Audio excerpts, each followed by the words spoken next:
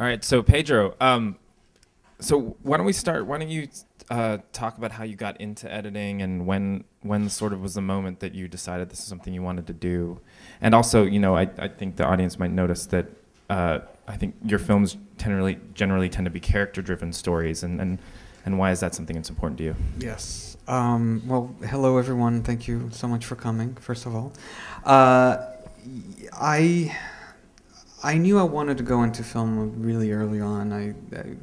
I moved to the. I was born in Brazil, and I moved to the United States when I was 12 years old, 1990, and my English was kind of spotty back then. And one of the things I used to do a lot is just go to the movies all the time, and I was sucked in and fell in love very early on, and I knew that I wanted to go into films. And um, so eventually I went to college and I became a theater major, a theater directing major. Um, but while in college, began making little films, and since no one knew how to edit, and none of my colleagues knew, so I just taught myself the software and dove in and just starting editing my little films, and then kind of word got around that I knew how to use the software, and people came to me to edit their, student films, and so I started editing my friends' student films and my fellow students, and it was something that I loved. I mean, I could, from the get-go, I could lose myself for 14 hours into this other world through the screens, and help create these stories and I was mesmerized, and I just knew right there and then it was something that I really wanted to do. And so I graduated from university, and I moved to New York, and I was working in post-production as a post-production assistant and then coordinator. The first film that I worked on was Julie Taymor's film on Frida Kahlo. Frida, I was a post-production assistant on that, and I worked on that for a long time, and for over a year. And so I moved out to LA during that film. We were doing color correction in Los Angeles, and I just moved out. And then the producer, a couple years later, one of the producers of Frida, Sarah Green, she was producing this other film called New World, Terrence Malick's film on John Smith and Pocahontas and his take on that. And she had seen my films from school, and she called me up and asked if I wanted to help edit the behind-the-scenes sort of documentary on the making of that film. And I, being the Malick fanatic that I am, I of course jumped right away at the opportunity. And that was really when I started getting into documentary editing. Before I was doing editing little music videos and promos and things like that for friends, and but then she knew that I knew how to edit, and she had seen my films, and so she asked me if I wanted to do that. So I dove in. I did that, and then shortly after I finished that, I met a documentary filmmaker called Jessica Sanders. She did a wonderful film called After Innocence. Came out 2005, won Sundance, and Jessica had just finished doing the festival circuit with After Innocence, and was wanting to do a project in Brazil about the samba schools, and was looking for an editor in LA that spoke Portuguese. Through a mutual friend, we got connected, and I edited that promo for her, and then she asked me to edit the DVD extras for After Innocence, and then after that she asked me to edit a short film for her, and then so I did that, and then her mother, who's also an amazing filmmaker, asked me to cut a film for her, and then I did a feature for her mother, and then Wasteland and Island President. And Did you know during the Malick experience, was there a fundamental difference when you were working with nonfiction material versus the other stuff you did? Was yes. I mean, it was fly on the wall. The great thing about the Malick behind the scenes, it was verite footage. It was fly on the wall. type of material, and with a few interviews, but it was really relied heavily on verite, and that it was calling, it's in a way, it's the script. The most challenging thing was that there was no script. There was no structure, or we were finding the story within the material, and that was really a great way to get my feet wet on that, because it is a completely different. Had you sort of had a writing background at all before? Because I mean, one of the things that I have always, I mean, I'm definitely not the only person to think this, but like the documentary editing is very much the writing process of the film, you could argue. And had you had a writing background, or was that something that you kind of like felt the interest coming out of you in that experience? It wasn't. I had no writing background, but I did have, thankfully, my college education as with theater directing really helped out with that. Reading, starting from reading Aristotle, the Poetics, and talking about character and plot and story, and how to develop these elements, and creating a narrative and structure in order to tell a story and engage an audience. And I think that for me was what I really drew on, starting when I started editing documentaries, and to this day is what I kind of fall back to. Well, let's talk more about that, because I mean, I think that understanding the difference between fiction editing versus nonfiction editing, I think it's maybe interesting to our and since these films you do are very character driven, let's like talk about how you build a character, how you build a story, like especially in the early days of like watching through the footage and stuff like that. Exactly. From first day, I sit down with the footage, and I just start screening the footage. On Island President, we had over 200 hours, between 200 and 250 hours of footage, and I just start watching it. And the process that I go through as I'm watching the material is that I have my notepad with me, and then I take and I also in the Final Cut, which is what I use right now, not for much longer, but Final Cut Pro is the software. It's a Final Cut Pro is this my editing software. I can mark moments in the footage that stand out to me, and then when I mark that, I can actually put a little like tag on it with an observation. So I do that as well. So I observe. I make annotations on my notepad, and then I also mark the footage. And also, if I'm viewing the footage with the director, and if the director makes a comment or an explanation or points something out, I always make sure to write that down as well, because that is the one and only time when I'm going to have a fresh perspective on this material. And I'm watching all this footage, and I really...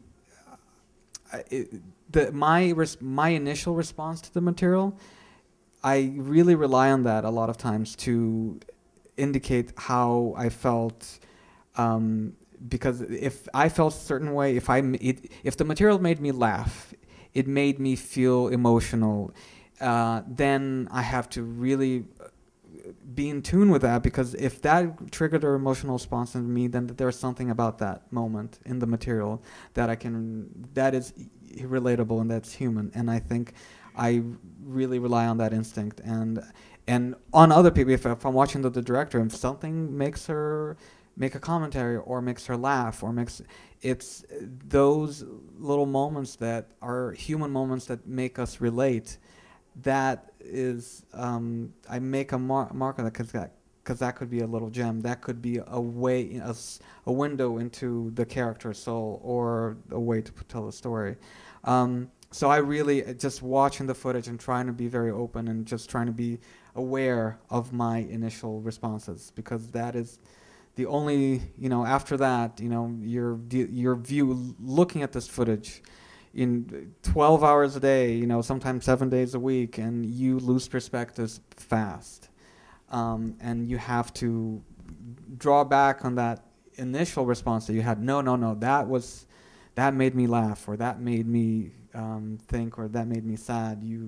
So you have to have that perspective, or else, you know. So how do you go from that to starting to build the characters and then starting to build the story, and to what degree are those two processes the same or different? Well, the other thing that I do is I have a stack with me of index cards as I'm watching the footage. They're, you know, three by five little index cards, and every scene that I see, I write it down on the card like a script scene. Interior, for example, here the first scene of the Island President, the hotel room. He's in the hotel room getting dressed. So I write down in a little index card, interior, hotel room, Copenhagen. And then a little description, president gets dressed to go out. And then him in the hallway, that's another scene because that's a different location. So I do like one for every single one that I watch. And then I do that with the entire footage, like all 250 hours going through. At the end, Island President, I had about, it was, I think, 400 cards or something like that, a little stack like that. And then you start. Then I would step back I sit down with the director and go through everything. And we, you know, sometimes if something is good, we put like a marker on the card or something like that. And then we have to see, look at we assemble an initial structure from that. And when we're assembling that initial structure, then we're thinking about character, how to introduce the character in an engaging way, how to grab the audience right away, and at the same time, how to tell the story effectively. In Island President, we had, in the beginning, I don't know if how many of you have seen the film, but the beginning of the film, you start off, you see him in verite, and then you go into sort of background of President Nasheed and how he was an activist, a democracy activist, trying to bring democracy to the country. It gives a background and story of the Maldives and of him, and then that lasts about 16 minutes, and then you're into following the president for about a year, verite style. But initially, we had thought we were going to put the backstory sprinkle it throughout the film. Which is done in a much more traditional interview doc kind of style. It's driven by interview and archival footage and kind of going, because it illustrates going back 30 years, talking about the old dictator of the country and all that. So that is a very more traditional, in a way, documentary, as you said, interview-driven style. And then you go into verite land, verite being just fly on the wall, filming, and when we did that,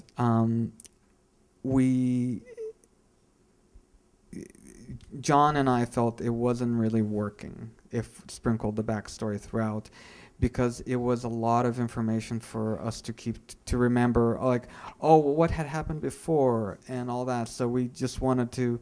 Then we saw that we needed to set up the background as sort of the backstory and grounding us on the character, so that we can actually move with the story of following the president trying to save his country. And that's how we... So would you say this is an example of like how you have to kind of build enough of the story or the heart of the film before you can really see the overall structure? I mean, in my experience, it's like that. You can't really just start from point A to point Z and map out the thing. You kind of have to like get into the middle of it before you can even know how you get into it. Yeah. And you have to... Sometimes you assemble sequences, independent sequences of that you know will go together, and just either a few scenes, you put them together, and then you'll see how those develop, and we usually tend to shift those around. For example, with Wasteland was a very different experience. Wasteland we had a very short edit time frame on that, and we had to we did a very chronological edit on that, going from the beginning of the project that the artist decides to go on, and then meeting all the characters and collaborators that he does, and then through the process into, you know, the auction at the end. And we chose to, because it was such an emotional story, and it was in order to come across, we wanted the emotion is so strong in the in Chio and the pickers. We really wanted to not intrude with the emotion in that story. We felt that doing a very chronological storytelling on that, Lucy Walker we just felt we wanted to tell it as it was, and so that we as viewers, audience, could actually go on that emotional journey with them. You know, meeting them when the artist first meets them, and going through that process through the artist's eyes, so that you can heighten that emotional response and emotional connection that we develop with the pickers. Yeah. How many people here have seen the Island President? I just want to get okay, so a fair number. Going back to, so with the president in that film, like how did you find how you wanted to kind of like both introduce him and the heart of him as a character, like were there certain moments, certain footage that you saw that kind of was like the aha moment for that, like understanding him as a person? I imagine with that much footage, and I'm sure there's a lot of stuff just like functional kind of everyday stuff. Like how did you kind of get a sense of who he was? John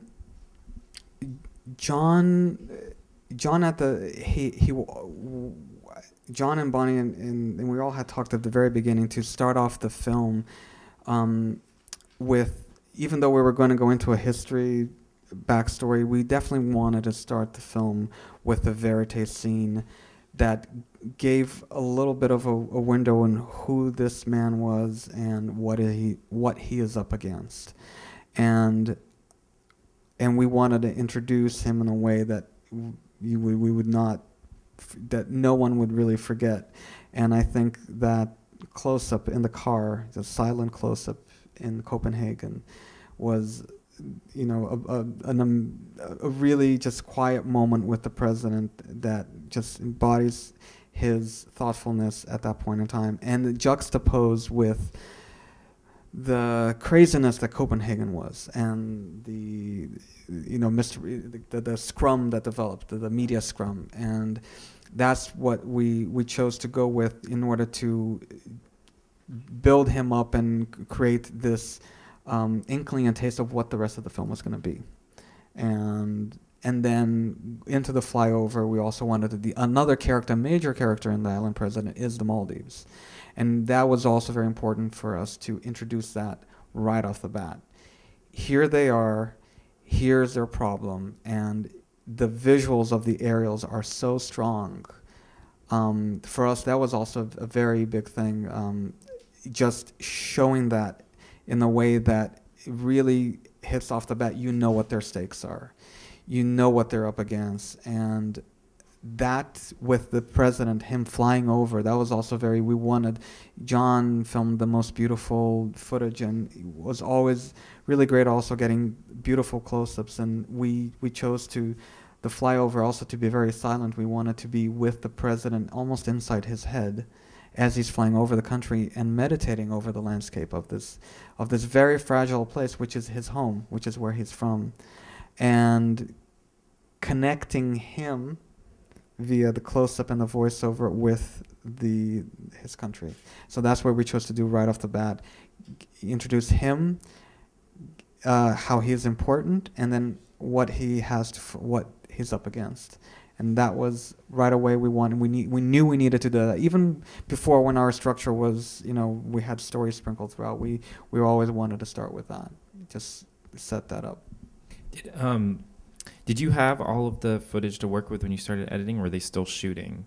And if so, like, how do you balance that out? They had most of the verite footage filmed by that. I began editing The Island President in April of 2010. It was a 10-month edit, and we began April 2010, and I locked picture. I began May of 2010 unlocked picture of beginning of March of last year. And 80% of the footage was filmed. The main interview with the president had not been done, and some more B-roll-y images of the Maldives hadn't been done, and there was a couple very small scenes that hadn't been shot, but most of the material was filmed. But the thing is, when I started, not all the material was translated. The film, most of the footage is in Divahi, which is the language of the Maldives. I don't speak Divahi. Neither does John, nor Richard, nor Bonnie. So we had to bring a translator in from the Maldives, Shazu, who was great translator, really, really nice person. And she, John and Bonnie brought her for like a month and a half, like 6 weeks. She was in San Francisco, translating the footage. And she would literally, it would be basically a Word document with 3 columns. The first column on the right is time code of the footage. The one in the middle is the dialogue spoken in Divahi, written out phonetically. So you can understand. So I could actually follow, like hearing what they're saying, like in sort of reading in Roman letters, and trying to follow that. And then the third column is the actual translations. So I had all those documents when I'm going through the footage. I have those open, the Word document open, and then I'm watching the footage. So like my eye is kind of trying to be at both places at the same time. So you must have been a lot of instinct working with as you're watching the footage, because it's hard to kind of go back and forth between that too. Like, and so sometimes I would read first and then view the footage. Right. Because sometimes they say something and the camera's not on. Did it give you a sense of sort of like a little more objectivity from like watching the action and the behavior of the characters rather than like being that little distance from what they're saying? Or it was interesting because you definitely develop. You have to be more in tune with their body language and the way they're saying it. And there are definitely instances in the film where the line, what they're actually saying, is not as important, but the way they're saying or the delivery of the line is, it really is a good character moment, or helps us see the president a little bit better in a way, understand him as a person. And I think we really also wanted to humanize the story as much as possible. So John and I were really looking for the human moments. And that was great, not actually in a way not understanding what they were saying, because I could at those moments we really called out, and just being able to see that on a very raw way was great. Let's talk about what it's like to work with directors too, and like that relationship, because I know that's like such an important dynamic of the editing process. Like, how do you see that?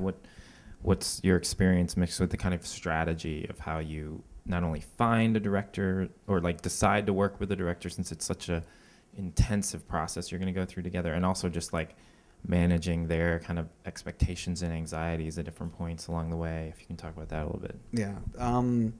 Well, the first, usually I sit down for an interview with them, and I want to hear about their vision of the film and what they're seeing and the story, and it really is for me. It's I try to put myself in their shoes and try to see the way they're seeing the film, and see if that's something that I think I can bring something to the table as well. And if what they're seeing and if their vision is something that also that I can see and that excites me, then I want to bring something to the table, then that is when the meeting of the mind in a way occurs. And it's you have to, like in the beginning, there's always a filling out process and trying to see their working style, and they're also the same with them. They want to see how you work, and but it is the director. Sometimes I tell the directors that forget everything that you saw while you were shooting this. The truth now lies in these monitors and in this footage. And because a lot of times what happens, and this is on every film, um, something happened during the filming, and you think you caught a moment, and it was so exciting when it happened, and it was the best thing, and this is gonna be a great scene, and you gotta cut this, and then you go in and you look at the footage, and where's that moment? And it's not quite there, or it's barely there, or it's not really what sometimes the way the camera captures things is not the way we remember things. And as an editor friend of mine says, the hardest footage to edit is the one that was not filmed, so I, unfortunately, and we're not working with fiction where we can go back and reshoot it. So right, and I think that separation. I worked on a film where the director knew the subjects really well, and so we would always have discussions about that, about the characters, and they actually all lived in. I actually from San Francisco too. They lived in town, and I refused to meet them as people because I was like that. If it's not in the footage, it doesn't. I don't care about it. And he would bring up things about them, and I want to get this in the film and that in the film, and I was like, well, I don't.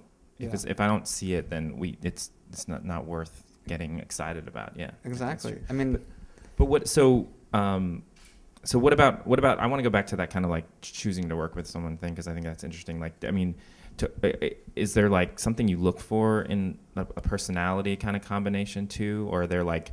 Do you ever like try to see if you can have a debate with the director, things like that, to kind of be like, if I'm 4 months from now and sitting in a room with this person, am I going to like be enjoying it or like wanting to stab him in the back, you know? I mean, there is that too. I mean, hopefully. Yeah, maybe not that far. You want to get a sense that there will be, you're seeing on the same level and you can have a collaboration. I mean, I tend to have fairly strong opinions at some points, and I like to have that debate. Like to have, well, you know, you're thinking this, and you're thinking X, and I'm thinking Y, and it's not either your way or the highway, but let's talk about this, and why do you want X, and why do I want Y? And maybe neither X or Y are the correct answer. Maybe Z is the correct answer. Or maybe X, but maybe X with a tinge of Y. Okay. Or maybe Y with a tinge of X. And try to see, because I don't think I have all the answers to anything. But I like to question every... Like if the director is like, oh, that's not really working, I really want to investigate that. And even if I just edited what I think is a really cool sequence, and I show that to the director, like, well, I don't know. But you want to have, there's always room to improve, and there's always, even when we both think something's great, I think there's always room for improvement, and that takes taking a step back and seeing how questioning things and how we can take a different approach or different perspective in order to make that scene work or that introduction, or that character introduction better. So it's almost like you need to be able to understand how their brain works and kind of trust that process. Exactly, right? and also feel that they can trust you. Right. I mean, you want to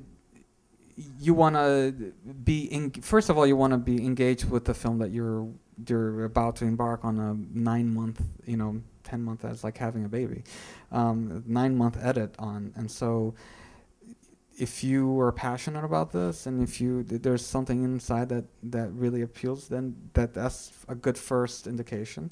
And also the second one is knowing that the director is is seeing eye to eye, because maybe they're not, and maybe that's not going to be. They want a partner more than a pair of hands to do. Right. Exactly. Okay.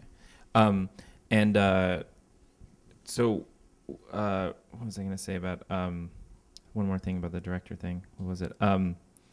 Well, let's go to talk about back to structure for a second, and how, like, I think something many people might be aware of or less aware of is that things are being constantly moved around in the story that may not have actually happened then. Really, that happened, 3 months later, whenever. But as you try to build the story, how do you make those decisions? How do you decide, like, what's okay to move around and what's not okay? Like that line between telling the story versus the ultimate truth of what happened.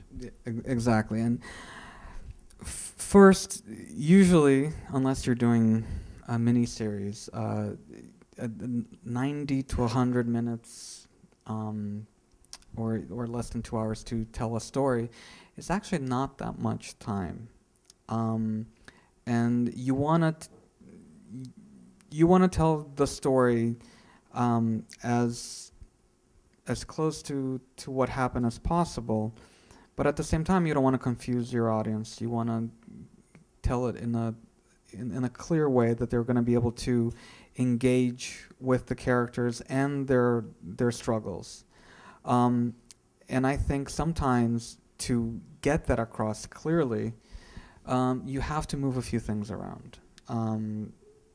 And, well, first example is we start off the film in Island President with Copenhagen, which actually happens all the way to the end of the film. Later on, we flash back.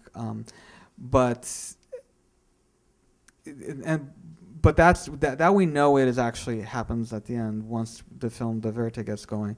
But sometimes you do have to move a few things around in order to clarify or to tell the story more concise, not concisely, but effectively. And a lot of the times, usually we try to do like a first edit or not even an edit, a first assembly is in a case like Island President is very chronological. And then we're seeing how it feels and falls. And we're seeing like, oh, this point right here about the contamination of the water is not really hitting home how it should, even though that happened, after Copenhagen or after. So we bring it to before in order to set up all the problems, to capture the greater truth of the struggle of the character. You need to put things out of order a little bit in order so that they're clear, so that their struggles is clear to us as a viewer. The way I might put it is like as you start to assemble all the footage, you start to identify these threads running through their lives and that are coming back in different moments and everything, and then trying to trying to tell the story of that thread in the right way. I mean, you don't have footage of every moment of their life, so you have to work with what you can. Exactly.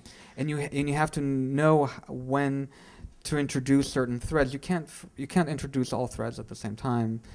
Everyone is going to be lost, and nobody's going to identify with the people. So you also need you need to roll things out in a way that is also digestible, and that's also makes it clear and understandable by us, especially with a subject such as technical as climate change. Right. So, have you ever had a moment where you felt like you crossed the line, or you wanted to, but that's not true enough to move that here or anything? Can you think of an example of something like that?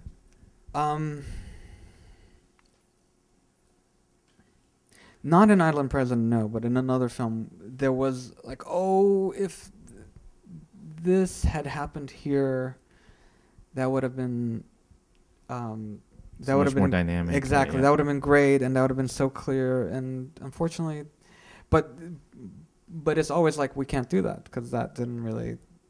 But is that decision like an ethical decision, or is it like it also just doesn't work dramatically? Like, where do you find that line? Or is it more? It's more case by case. It's case by case. Okay. Usually, if it didn't happen exactly in a certain way, or if it's not really capturing the spirit of it, then we don't we don't go that route. But moving things around and in a non-chronological way in order to capture the greater emotional truth of the struggle, then we do that. Let's talk about perspective for a second. You were saying, you know, like the first time you watch footage is the first moment you have that like pure view of the footage for the first time, and as you go, you lose that perspective more and more and more and more. So talk about, you know, as you have rough cuts and things, like what's your strategy for regaining that perspective or testing it? That's a good question, and it's, you know, unfortunately, perspective it goes out the window quite fast eventually, and I'm always trying to think of new ways to step back and see the film in a new way. One thing that really helps me is, first, you know, basically, I do an assembly that's usually, Island President was 4.5 hours long. And from that, we call down to like a 2.5 hour edit. And then from that, you know, just kept fine tuning and. That's the spaghetti sauce method that Walter Murch talks about. Yeah. Like spaghetti sauce versus making a sandwich. You know, you exactly. You boil it down and boil it down. Yeah. And sometimes with Wasteland, it was more making a sandwich. Right. Which we had we had the story, and we knew, and we went for targeted strikes. Like, this is the footage that we need, and this is what I'm gonna edit. And we did the structure right off the bat, and we went in and we dove in, sort of assembling that structure, and we stuck very, very closely to what we originally had on the cardboard with all the index cards.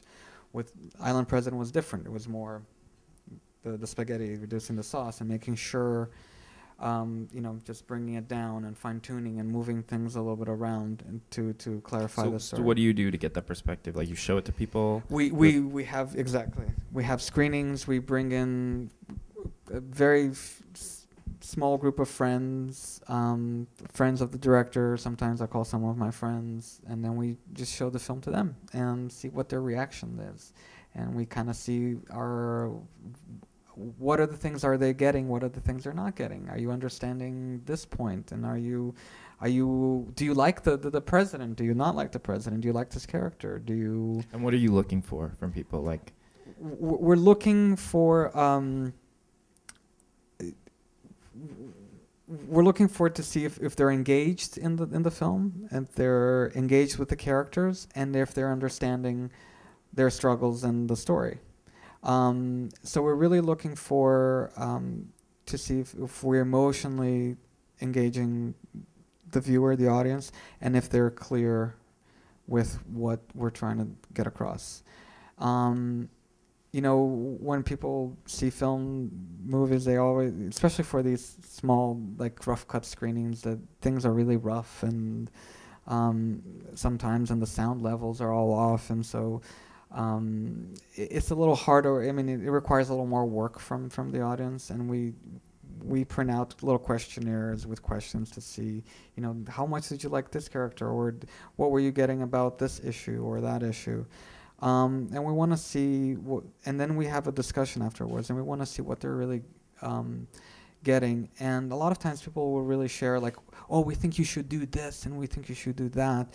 And what we really try to go with from that feedback is, if a bunch of people are suggesting to move, you know, to cut something in a specific way, maybe it's not listening to the exact suggestion, but trying to see what is that suggestion coming from. What is the symptom? What is the problem that we have in the film at that moment that we're not quite getting right, that is causing a lot of people to give a certain type of feedback? Yeah, I think that's definitely important for me. It's like finding those common symptoms. That's the moment you're like, okay, something needs to change here, right? Exactly. Yeah. It's not exactly you might not exactly go with the medicine that they prescribe to you as a viewer, but it definitely could be an indication of a symptom or a problem that you have within the film. But also at the same time, you know, you have to be careful not to over screen, because everyone has, and that's the beauty of going to the movies and going to see a film and a documentary. Everyone is going to bring their own perspective to it, and not everyone is going to have the same opinion. And you really, I've been really lucky to work with filmmakers that know that and have very strong visions of what they want to make, of the film that they want to make. Because or else, if you start screening it, every other week and getting people's feedback, then you're gonna see, like we've had, in the same screening, someone will say, I love this, and then someone will say, well, I hated it. It happens, What do you do with that? What do you do with that? So, that's people's own different perspectives, and that's the beauty of it. I mean, not everyone is going to like the same film. And so you also have to take in that and see how much of this feedback do you want to address and consider. Well, let's open up to the audience and see. Right there. I'm intrigued by this sandwich pizza sauce or pasta sauce. Spaghetti sauce, that's right. Okay. So in The Island President, you told us how you wanted to focus on the character and his problem situation. And obviously, it's not going to have a simple solution. But I didn't see Wasteland, and I'm getting the impression that because it was sequential, there was an objective that it went to, such that there's a culmination at the end of the film. And could you comment on how you started that film and approached it differently than The Island President? With Wasteland? Yeah, with Wasteland. Yeah. With Wasteland, it was.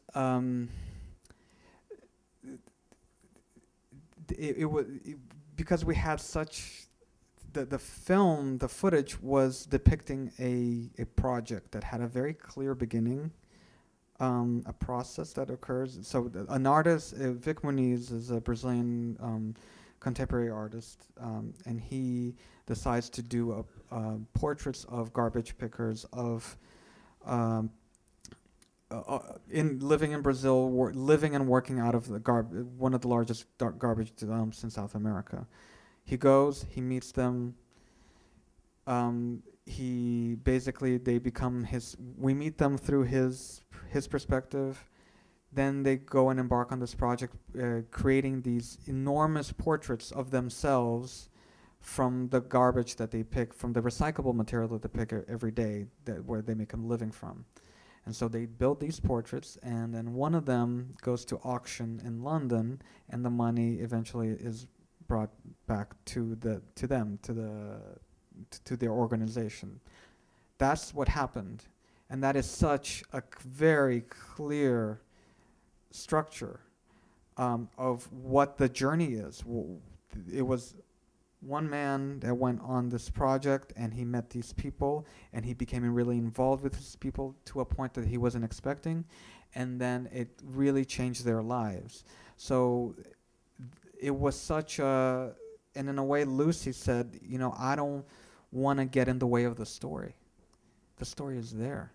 You started out the Island President by saying getting inside his head. So it sounds like you've got two very different kinds of films.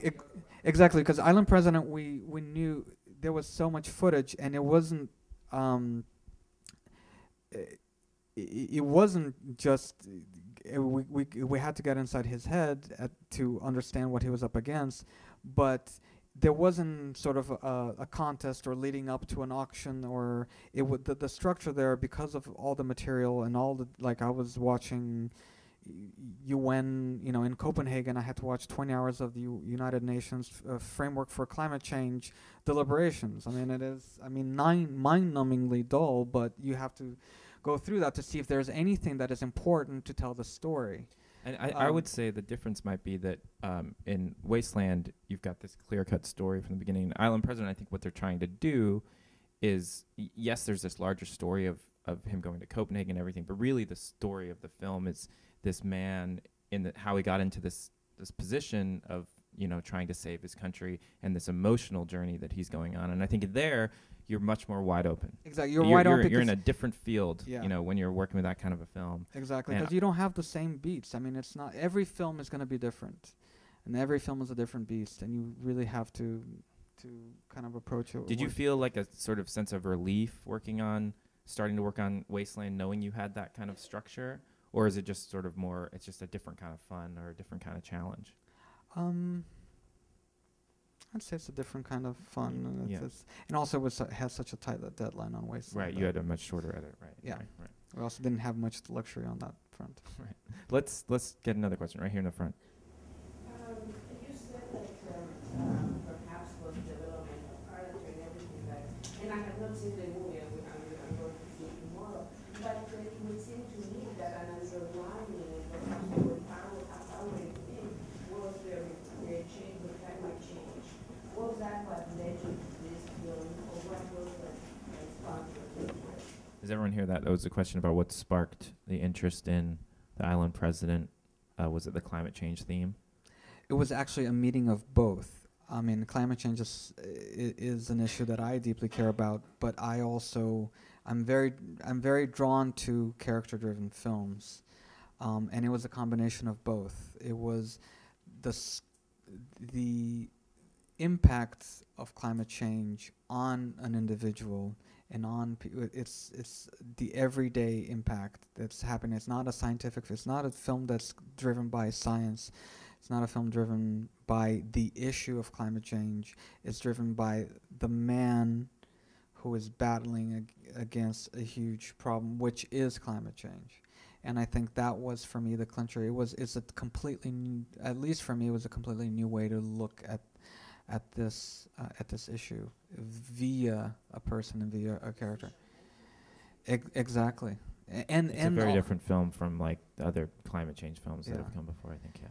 And I think that was John really set out to make that. I mean, he wanted to make a character-driven, emotional film that is about climate change, but it's about someone who has to deal with this issue on an everyday, pragmatic level. I mean, his country is very much going through experiencing the effects of climate change. His islands, the water supplies are being contaminated with salt water. Their erosion is happening at an alarming rate. The fishing industry is plummeting. There's fish stocks are been at the lowest levels that they have ever had.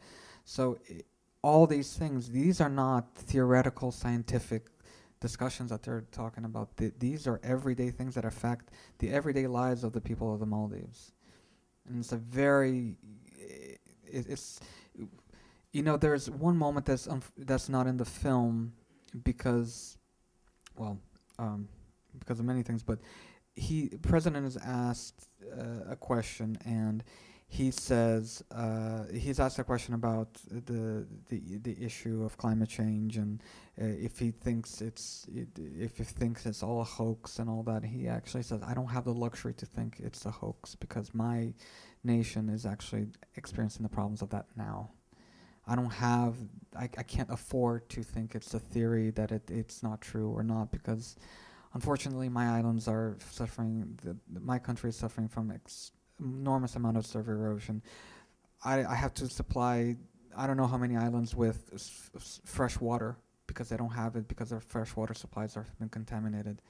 He doesn't have the luxury of that. So it's a very basic thing that he's dealing with, and that was, for me, what clinched. Do we have any filmmakers in the room with a question? It's a rare opportunity here to get into some nitty-gritty stuff too. Let's see in the back. Sure. I'm just curious to what extent you think about the conventional scene and act design in your editing process. Very much. Question about conventional scene and act design. Very, very much.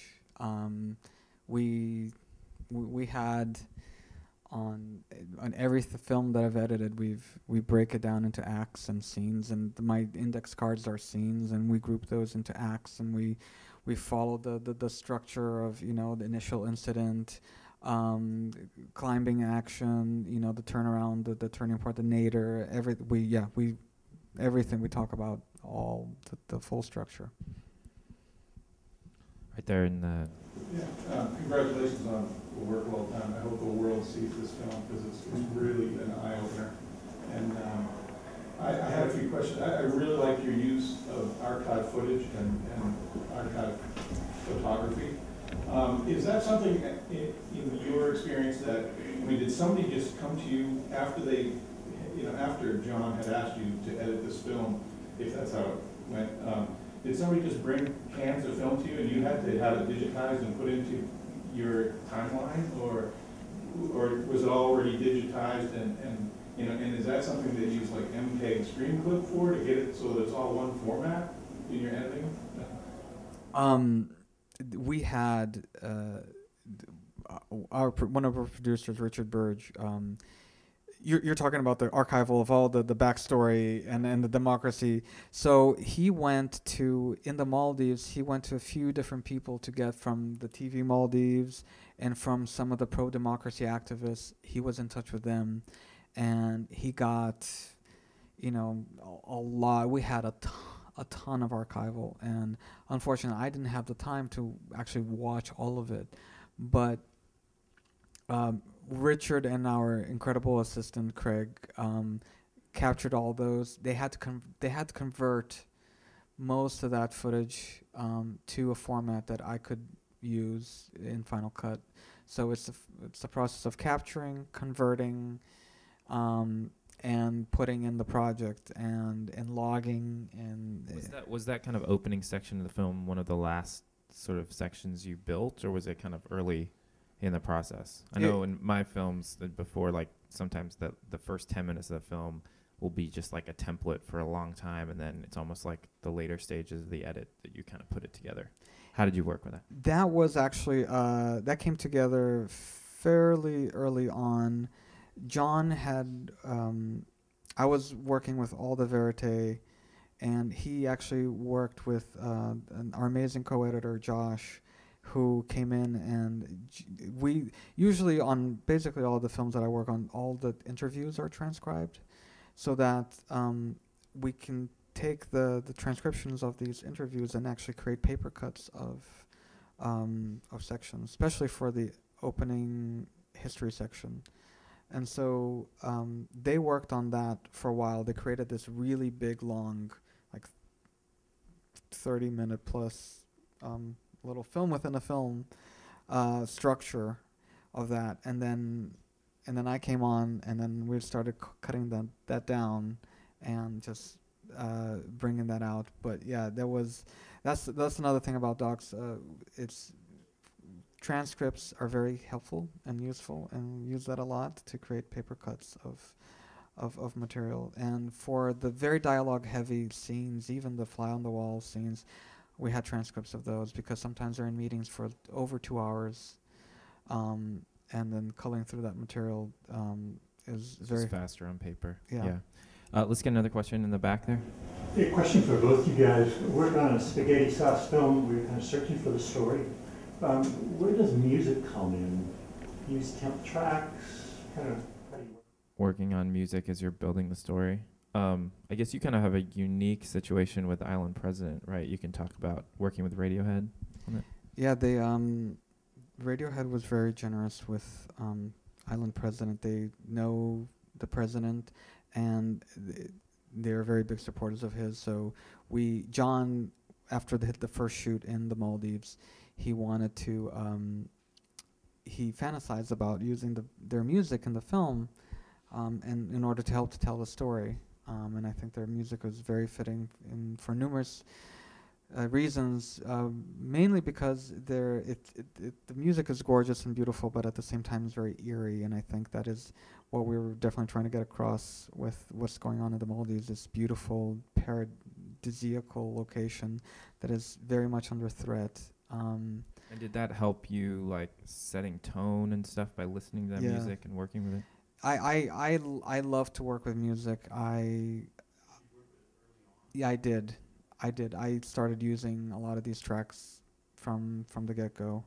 I like, and even sometimes if I'm not working with music per se, there is a certain musicality about rhythm and pacing that you have to go through sometimes when you assemble a scene or a structure, it has a certain tempo and feel that first of all has to fit within the film overall, so it has to be within the tone and the texture and the pacing of the film, but also needs to drive forward. So you have to, and that's why I love to watch the film as a whole back, because you get a feel for the rhythm and flow and the ebbs and flows of the film as a whole, and how each individual scene and each individual section contributes to that.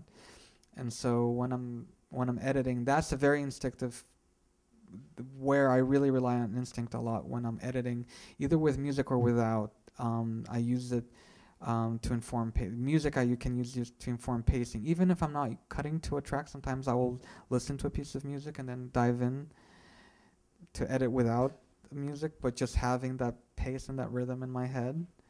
Or if I'm using music, definitely letting it a lot of times inform my pacing.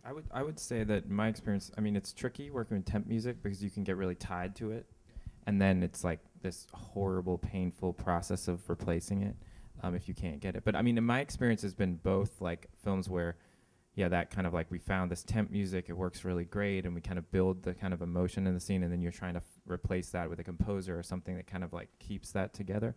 But I've also had an experience with Winnebago Man.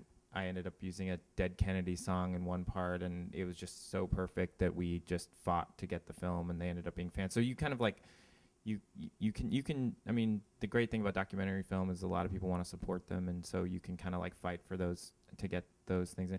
But a larger sort of thing about music to me is also how it's used, and I would interesting to get your sense of it, because I mean, there's so many different ways music is used, but for me, it's always I forget who I heard say this, but like described music should be his argument was, and I think I agree, music should be used in a film as the pillow that catches the emotional experience that you land on, rather than the thing that guides it. So it's kind of a strange analogy, but I think that's how I kind of look at it. I mean, and there are other scenes where it's a driving force that's just kind of keeping pace going and a dynamic energy. But I don't know, what do you think about that, working with music and Island President? Was it less is more, or was it like, were there different types of moments you would use? Yeah, I mean, I think it's very much that. As you said, a lot of times it's to build up tension and to drive the film forward and set a pace. And create some dynamism within the film as a whole. Other times it's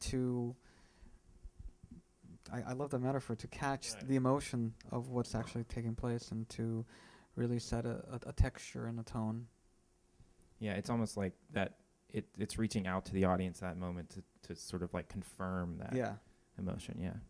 Okay, let's get another question. You mentioned earlier in the panel that you wouldn't be using Final Cut for much longer. If you talk about what you plan on using in the future, and also maybe the organizational techniques within the program itself. You mentioned that you sent Harvard as a search engine. So I'm familiar with Final Cut, but is there more techniques that you have in organizing all of the footage? Yes, I'm gonna. For the first part of your question, I'm probably going to be switching to Avid afterwards. Does everyone know there's like a big debate going on in the Final Cut Pro user community because they've introduced a new version of the application that's very different, and so people aren't sure what to do in the future. Yeah. I mean, I'm not as familiar with, I haven't actually played around with Final Cut 10 yet, but what I've read and what I know is that it doesn't have certain features that for professional editing we need, like very specific. We can't export OMFs. What are OMFs? Are very sound files that we need to turn over to the sound department once the editing is done. Certain essential elements that are necessary in the editing process. But if they revise and put it in, then I will definitely consider. I think it's going to happen. I think it's a wait and see moment there for me. Yeah. I mean, Final Cut 7 works fine. Yeah, so, it works fine. So I'm going to start cutting a film now. I'm going to use Final Cut 7. So. Yeah, I think it's wait and see. I think Apple's very aware of this, but they just are slow to make adjustments. Yeah. We have one more. Well, this is one last question. We can answer stuff afterwards, I think, for sure. As an editor, what would you say is like the single piece of play that you work on? If you're like the number one thing that you can do as an editor? Emotion. We probably have time for one more. Let's go. Okay, here in the front. What voiceover narration use when you want to make one like that? It's almost a negative connotation. You mean as like a narrator rather than voiceover of a character speaking? Okay, so like a question about how to use and when to use voiceover. Well,